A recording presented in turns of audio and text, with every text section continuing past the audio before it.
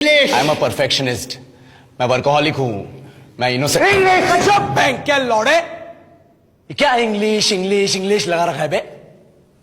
4 साल का था मैं जब मेरे पापा जबलपुर में किसी हलवाई के यहां काम करते थे। खुद तो कभी स्कूल गए नहीं, इसलिए अपनी गांड घिस घिस के मुझको स्कूल में भर्ती करवाया।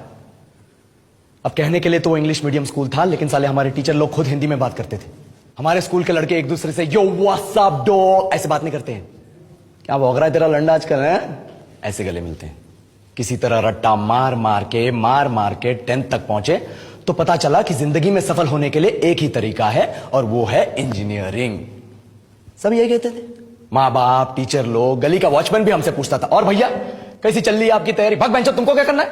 इसलिए हमारे स्कूल के बच्चे हम सब पहुंच गए बकरों की तरह, मैं IIT, मैं NIT।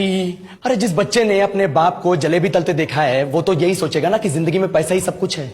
I did not choose this engineering life, sir, and neither did this engineering life choose me. It was shoved down my throat by my teachers while my hands were tied to my back by my friends and my parents watched in silence. और English सुनेगा तू मादरचोद तो सुन।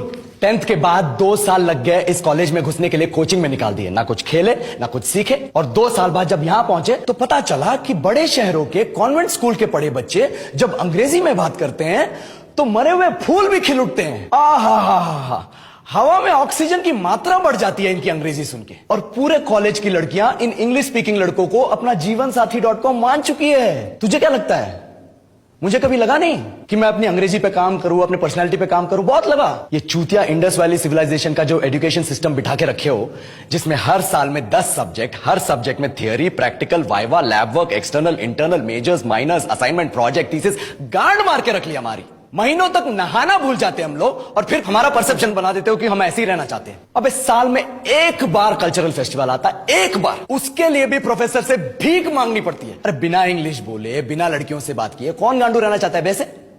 पर time कहां है कुछ सीखने के लिए, लगे पड़े हैं कोडिंग सीखने, 3 लैंग्वेज सीख रहे हैं अलग अलग इंग्लिश छोड़ के। लेकिन जब प्लेसमेंट्स की बात आई तो सबको एप्टीट्यूड चाहिए, पर्सनैलिटी चाहिए, इंग्लिश स्पीकिंग चाहिए। It is not that we can not speak English sir, we are just very conscious of our diction and our pronunciation and we are not confident to speak in front of anyone else. If the curriculum was a little bit diverse, if the engineering colleges in our country focused on our all round development instead of functioning like a goddamn factory that is just mass producing robots by killing their dreams and handing out degrees, I would not be sitting here in this pointless HR interview, the likes of which exist only in our country.